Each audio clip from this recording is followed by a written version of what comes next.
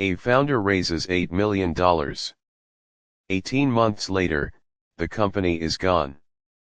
Not because the product was bad. Not because the market disappeared. Because of one decision, made early and quietly, that almost nobody on the outside ever notices. After going through 100 public startup shutdowns, the same fingerprint shows up again and again. This is that pattern. Quick note before we start. This video is for educational and informational purposes only. It is not financial, legal, or business advice. All examples here are hypothetical or generalized from publicly discussed patterns. No real companies or individuals are being identified. Always do your own research before making business decisions. Somewhere right now, a small team is celebrating. They just closed a funding round. Everyone in that room believes they are about to build something enormous. Statistically, most of them are wrong. That is close to a law of nature in the startup world. Most ventures, funded or not, never see their 10th birthday. What is strange is not that startups fail. Failure is the default outcome of risk. What is strange is how often they fail the same way. So this video asked a simple question. If you actually read through public post-mortems, shutdown letters, and founder retrospectives from a large number of failed startups, would you find 100 different stories, or the same story wearing 100 different costumes? The shape turns out to be strikingly consistent. Across software, consumer apps, hardware, food brands, even service businesses, one mistake shows up over and over. It rarely gets blamed directly. Founders say the market shifted, or competitors got aggressive, or they ran out of runway. All of that can be true on the surface. But underneath, almost every case shares the same root decision. A choice to scale before the business earned the right to. A choice to grow loud before it learned to listen. This video walks through that pattern layer by layer, building one idea into the next. By the end, you should understand not just what premature scaling looks like, but why capable founders fall into it anyway, and what the earliest warning signs look like before the damage becomes irreversible. The lesson is not slow down for caution's sake. The lesson is that growth without listening is not growth. It is just expansion of a problem you have not noticed yet. Let us start with the moment that makes the failure almost inevitable, long before anyone can see it coming.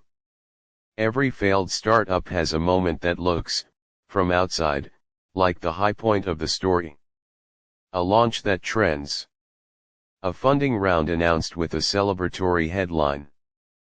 Picture a hypothetical project management tool for small creative agencies. The founders put an early version in front of 30 agencies and got a strong reaction. A few were willing to pay. They raised a seed round on that enthusiasm.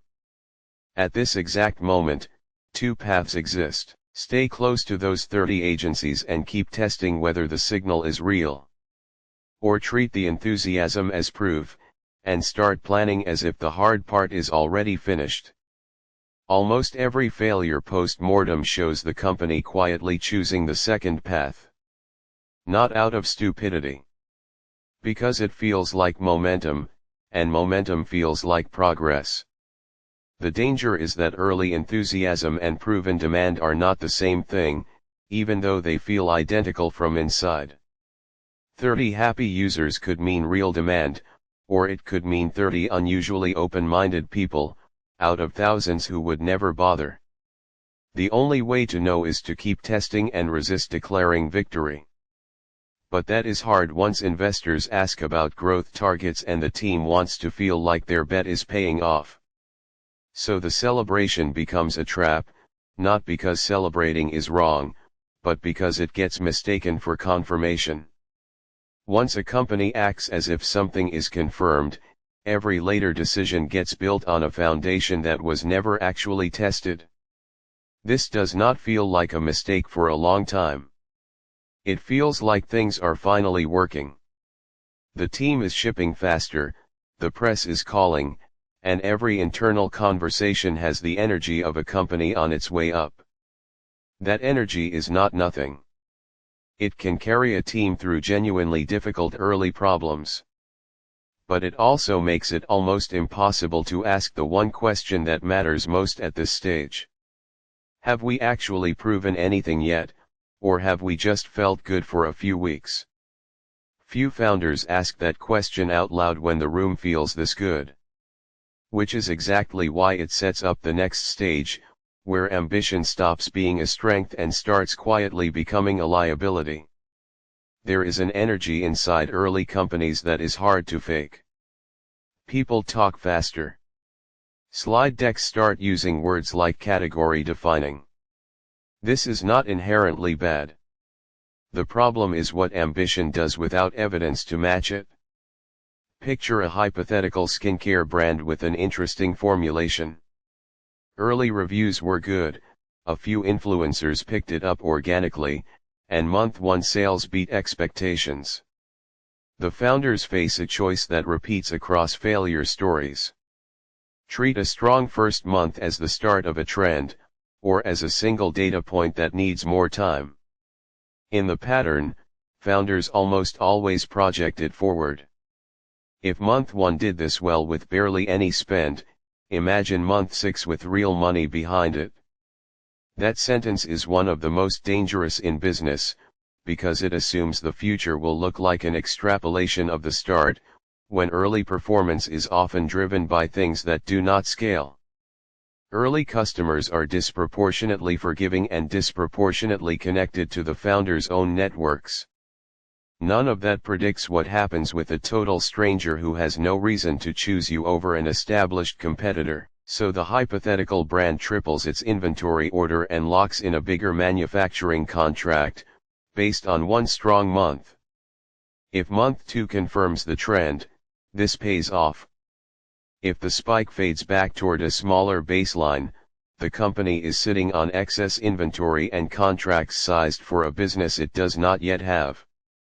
There is a particular detail that shows up often in retrospectives describing this exact moment. The founders usually knew, on some level, that 1 month was a small sample. They say as much in later interviews. But knowing it intellectually and acting on it are different things, especially when a board member is asking what the plan is for scaling that early success, and silence feels like a worse answer than confidence. This is where premature scaling starts doing real damage, not in being ambitious, but in acting on ambition before evidence has had time to confirm or contradict it. Speed and recklessness feel identical in the moment. The difference only shows up afterward. So what happened to the feedback that might have caught this early? It was there. It just got filtered through a story the team already believed.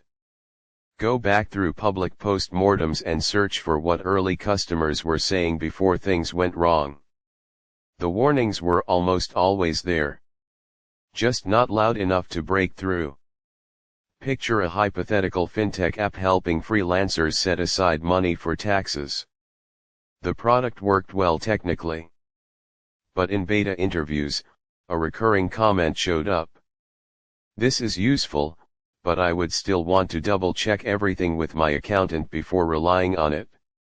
That comment is not a rejection. It is telling the founders that trust, not features, is the real barrier to adoption. In the pattern, this kind of feedback gets filed as a minor concern rather than a core insight. The team, proud of their technical accuracy, assumes users just need time to get comfortable, rather than treating trust as a foundational design problem. So the company keeps building outward, more features, more integrations, assuming the trust issue will resolve itself. 18 months later, retention data shows a large share of users try the product for a month or two, then quietly revert to spreadsheets or their accountant.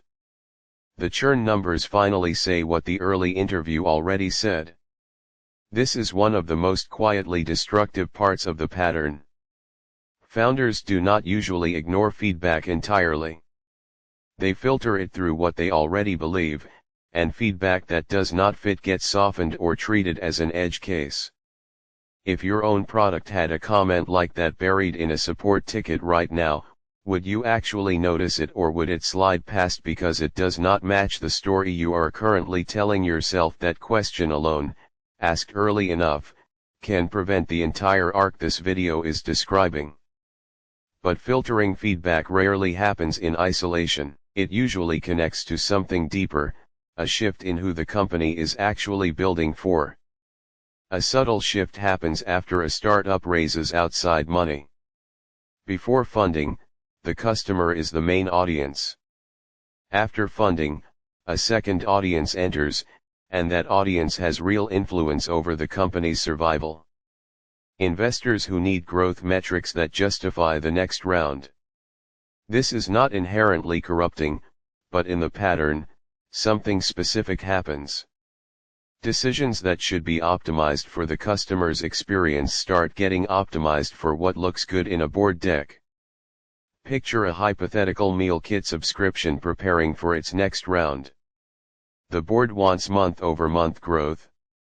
The product team is hearing, through cancellation surveys, that customers find portion sizes inconsistent and instructions confusing. Fixing that properly means slowing acquisition slightly to focus on quality control.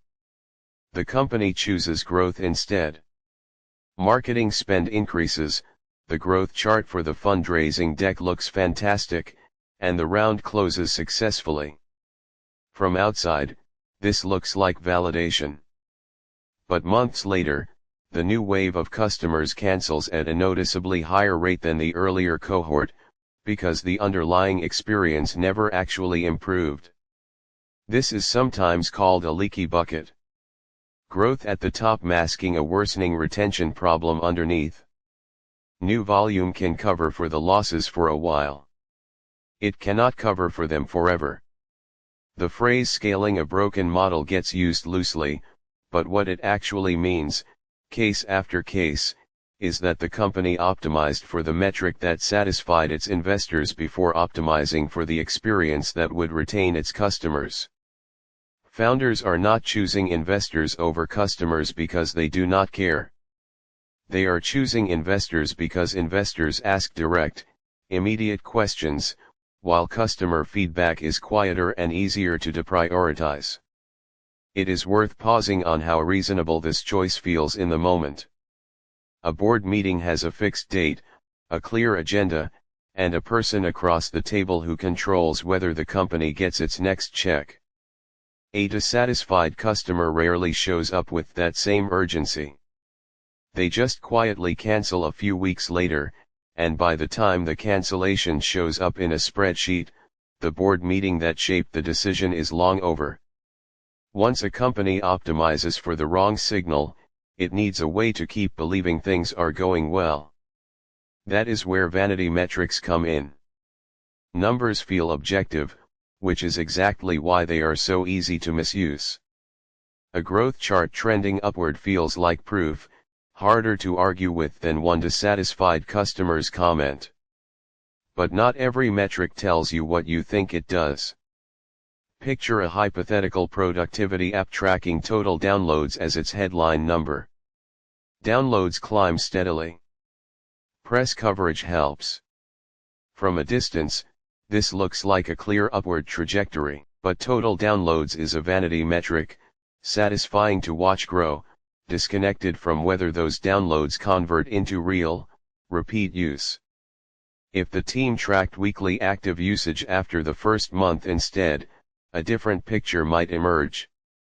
A large share of downloads never make it past onboarding. In the pattern, there is often a specific moment, visible only in hindsight, where a team had access to a more honest but less flattering number and kept the spotlight on the one that felt better. This is not usually deliberate dishonesty. When a team is working hard under pressure, there is a natural pull toward the number that validates that effort. Several public retrospectives describe founders feeling confident right up until the end, pointing to a dashboard with climbing downloads and growing press, while the metric that actually mattered, sustained engagement, was flat the entire time. A useful question follows from this. Not what metric makes you feel best to look at, but what metric would feel uncomfortable to look at honestly right now. Often, the uncomfortable one carries the real signal.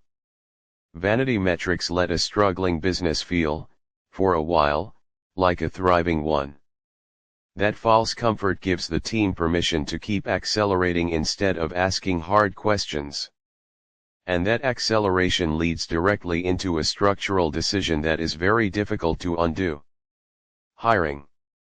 Of all the decisions that show up in failure stories as the point where things became financially unrecoverable, hiring too far ahead of proven demand is one of the most common.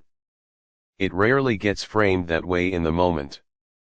It gets framed as investing in growth.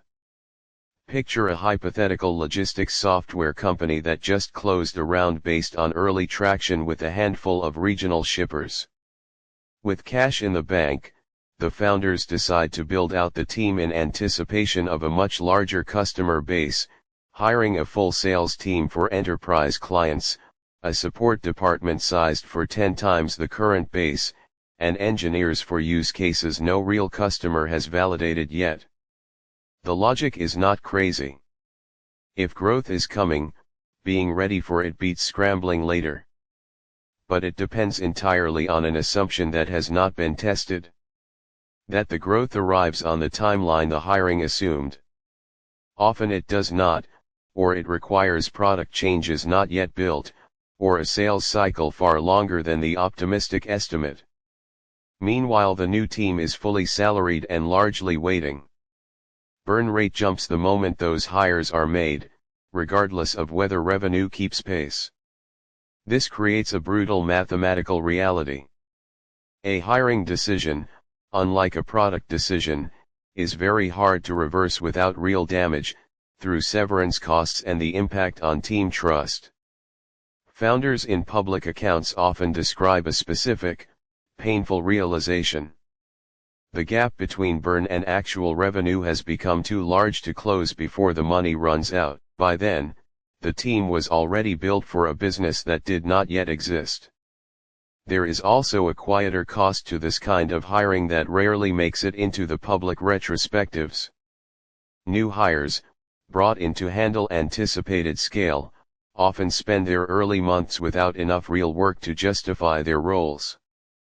That can be demoralizing in its own right, and it tends to create internal pressure to manufacture urgency, extra processes, extra initiatives, just to make the new headcount feel useful.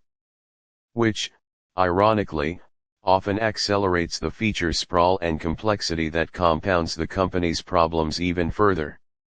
Hiring ahead of demand converts a flexible problem, how do we grow carefully, into a rigid one, how do we pay these salaries while we figure out if our assumptions were even right? And it is often paired with a parallel mistake. Expanding the product itself before the core offering has been proven. There is a specific confidence that leads founders to believe their product needs to do more, right when the evidence suggests it needs to do the existing thing better. Picture a hypothetical scheduling tool built for hair salons, letting clients book appointments and reducing no-shows. Early customers loved it specifically because it was simple. As it grew, requests came in for inventory tracking, point-of-sale integration, loyalty programs. Each sounds reasonable. In the pattern, companies build most of them at once, rather than asking whether each one actually makes the core experience better for existing customers. The result is rarely a more valuable product. It is a more complicated one. Engineering gets split across features instead of concentrated on the thing that earned the first customers. The original scheduling tool stops improving as quickly, and existing customers notice bugs creeping into the part of the product they actually rely on. This connects to a closely related mistake. Trying to serve too many kinds of customers at once. Picture a second hypothetical, a budgeting app built specifically for college students managing financial aid and irregular income. It worked because it spoke directly to that exact experience. As the company grew, broadening to freelancers and young families looked like a bigger opportunity. But broadening usually means diluting the specificity that made the product compelling. The onboarding that once spoke directly to a college student now has to speak generally enough to apply to several different life situations, and ends up feeling like it was built for no one in particular. Growth numbers can still look fine for a while, new signups drawn in by broader marketing. But underneath, depth of connection with any single group gets thinner, and word of mouth, strongest when a product feels built precisely for someone, slows down. Feature sprawl and audience sprawl are really the same mistake, wearing two faces, doing more instead of doing one thing so well that customers cannot imagine switching, which leads to one of the most psychologically interesting layers of this pattern, the culture that forms once a company has committed to growing this way. Before going further, here is something that might help if you are building something right now. A lot of what this video covers, premature scaling, vanity metrics, broadening too early, is easier to avoid with a simple framework for checking decisions against real evidence before committing resources to them. There is a short, one-page version of that framework you could actually use this week. If you want it, comment the word FOUNDER, founder, below this video, and it will be shared with you. Back into the pattern. Because once a company commits to growing fast on a thin foundation, something happens internally that makes it very hard to correct course, even once the warning signs become impossible to ignore. A striking number of failure accounts contain a moment where someone junior raised a concern early, and it did not make it very far.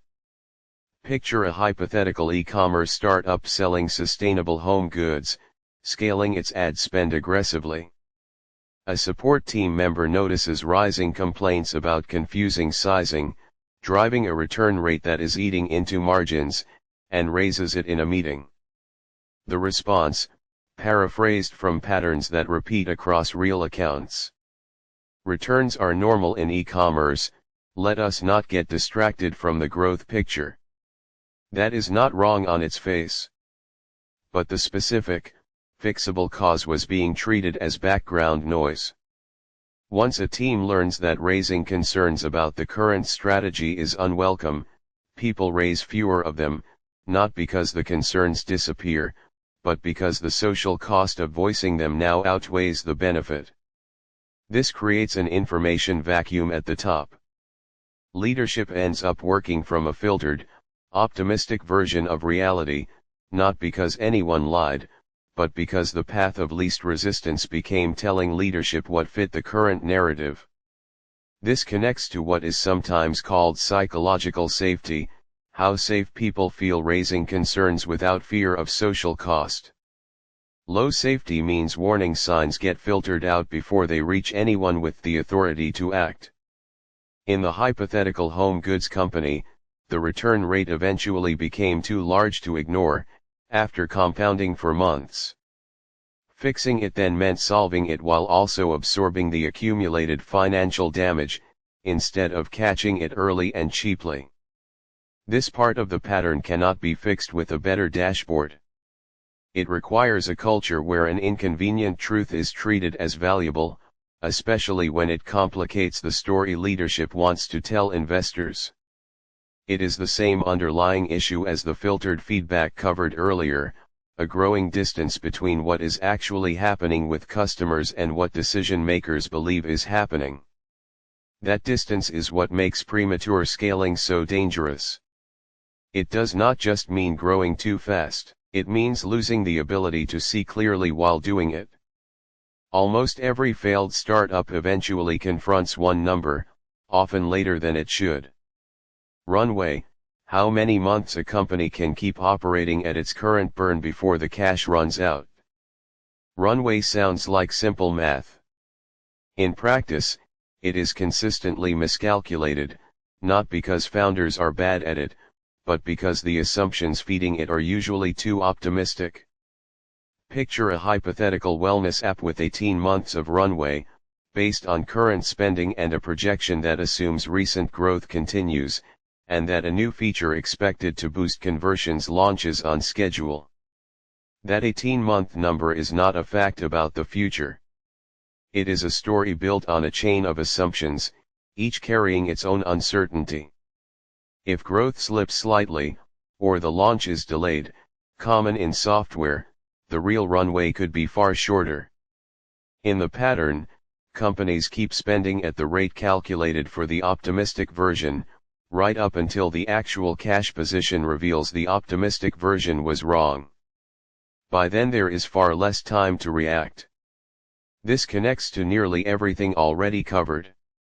Hiring ahead of growth shrinks runway by raising fixed costs. Marketing spent to satisfy investor expectations shrinks it by raising acquisition costs without fixing retention. Feature sprawl delays the very improvements the optimistic projection was counting on. Runway is really the financial expression of every other decision a company has made. There is a specific irony that shows up in several public accounts here. The same optimism that drove the original scaling decisions also tends to drive the runway projection itself, because both come from the same team, looking at the same hopeful version of the future. A company does not usually have one set of people making aggressive growth bets and a separate, more conservative team calculating how much time those bets leave on the clock. It is the same small group of founders, under the same pressure, doing both. Which means the runway number is rarely an independent check on the company's optimism. It is often just another expression of it. Founders in retrospectives often describe trying to raise an emergency bridge round in the final months, just enough to fix things or reach the next real round. These rounds are hard to close, because investors can see the same gap between assumption and reality that the founders are only now confronting. The very problem that created the crisis also makes it harder to convince anyone the next set of projections will be more reliable. This is the point where every earlier chapter of this pattern stops being abstract and becomes a number on a bank statement, smaller than expected, arriving sooner than planned. And once that number gets small enough, very few paths remain. By the time a startup publishes a shutdown announcement, the actual decision has usually already happened, quietly, weeks or months earlier. Picture the hypothetical logistics company covered earlier, after failing to close a bridge round and after layoffs reduced the team back toward its original size. The remaining founders choose to wind the company down in an organized way rather than continue in a severely reduced capacity hoping for a turnaround. This final period often involves a kind of honesty that was missing earlier. Shutdown letters frequently contain language acknowledging, in hindsight, exactly the mistakes this video has described. We scaled faster than our market was ready for. We should have listened more closely to our early customers. We optimized for metrics that did not reflect the health of our business. These phrases appear constantly, almost as if companies are reading from the same unwritten script. Which raises a painful question. If founders can articulate these mistakes so clearly afterward, why were they so hard to see while there was still time to change course? Part of the answer connects to everything already covered. The celebration that felt like proof. The ambition that outran evidence. The feedback filtered through existing beliefs. The metrics that felt better than the ones that mattered. None of it felt like a mistake in the moment. It felt like diligence and responsiveness to opportunity. This is the most important insight in the whole pattern. Premature scaling rarely looks reckless from the inside. It looks like ambition and good judgment. The recklessness only becomes visible in hindsight. This is not a story about careless or unintelligent founders. Most of the people behind these stories are capable and deeply committed. It is a story about incentives. Investors want growth, which pushes founders toward metrics that satisfy that desire. Competitive markets create fear of moving too slowly. Early enthusiasm feels like validation. Every pressure points the same direction, toward growing faster than the evidence actually justifies. Which brings this deep dive to its final layer. What actually separates the companies that avoid this trap from the ones that do not? Comparing these 100 failures against companies that faced similar early circumstances and avoided the same trap reveals a quieter, second pattern. The distinction is not that the survivors grew more slowly in some universal sense. Some grew quite fast. Speed is not the villain here. The real distinction is that they maintained a tight feedback loop between what customers actually experienced and what the company chose to scale. They treated growth as something earned at each stage, not something declared from early enthusiasm or investor pressure. In practice, that meant deliberately slowing acquisition at moments when slowing down felt counterintuitive, specifically because retention data had not caught up with the growth rate yet. It meant leadership actively seeking out the most critical feedback available instead of waiting for it to surface on its own. It meant a support team member raising a concerning pattern was treated as someone surfacing a crucial signal, not someone distracting from the bigger picture. This is hard to build, because every external pressure pushes against it. Resisting that pressure has little to do with intelligence and much more to do with tolerating short-term discomfort, slower growth, harder questions, less flattering metrics, in exchange for a more durable foundation. It is worth being honest about how unglamorous this actually looks day to day. It rarely looks like a dramatic, principled stand. More often it looks like a founder quietly delaying a launch by 3 weeks to fix an onboarding flow that confused a small number of test users. It looks like turning down a press opportunity because the product is not ready for the attention it would bring. None of these moments make it into a highlight reel. They are precisely the kind of decisions that never get celebrated publicly, which is part of why this pattern is so easy to overlook from the outside, and so easy to underestimate from the inside, until years later when the company that made those unglamorous choices is still standing. The useful reframing to carry forward is this. Premature scaling is not really about moving too quickly in a literal sense. It is about acting on certainty you have not actually earned yet. A company that has genuinely validated demand can often move very fast without falling into this trap, because the foundation underneath that speed has actually been tested. A company scaling on a flattering metric or outside pressure is moving fast on an untested foundation, no matter how confident everyone feels in the moment. That is the pattern nobody quite names directly, even though it sits underneath almost every story like this once you know how to look for it. The good news is that it points to something genuinely actionable. You cannot control the market or guarantee an idea resonates. But you can control how closely you listen before you scale, whether contradicting feedback gets taken seriously, whether your team feels safe raising uncomfortable observations, and whether your definition of progress is something a customer actually felt, or just something a dashboard displayed. So let us bring this back together. This deep dive moved through the same pattern from 11 angles.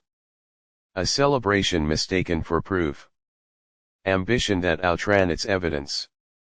Feedback filtered out because it did not match the story the team wanted to believe. Investor pressure pulling decisions away from the customer experience that actually sustains a business. Vanity metrics creating a flattering but incomplete picture. Hiring ahead of demand turning a flexible problem into a rigid one. Feature and audience sprawl diluting the focus that earned the first customers. A culture where honest, uncomfortable information could not reach the people able to act on it. A runway illusion built on optimistic assumptions that compounded until the real cash position arrived sooner and smaller than planned. And finally, the quiet, often startlingly honest language of the shutdown letters themselves, naming almost exactly the mistakes this video just spent an hour unpacking. If there is one thread tying it together, it is this. None of these companies failed because the people involved were careless. They failed because they acted on certainty they had not earned yet, for completely human reasons: excitement, pressure, ambition, and the very natural belief that an early encouraging signal meant more than it actually did. If you are building something right now, the most useful thing to take from this is not a checklist. It is a question. Before you scale anything, before you hire ahead, before you broaden your audience, before you trust a metric that feels good to look at, ask yourself honestly whether you have actually earned the certainty you are about to act on, or whether you are simply hoping momentum will retroactively prove you right. One more reminder. Nothing in this video is financial, legal, or business advice. These are patterns drawn from publicly discussed and hypothetical examples, meant to help you think more clearly, not to replace your own judgment or professional guidance for your specific situation. If this kind of deep dive into how businesses actually succeed and fail is useful to you, consider subscribing. There is a lot more of this coming, and it helps more than you might think. Thank you for spending this time with this video. Go build something that earns its growth, one honest signal at a time.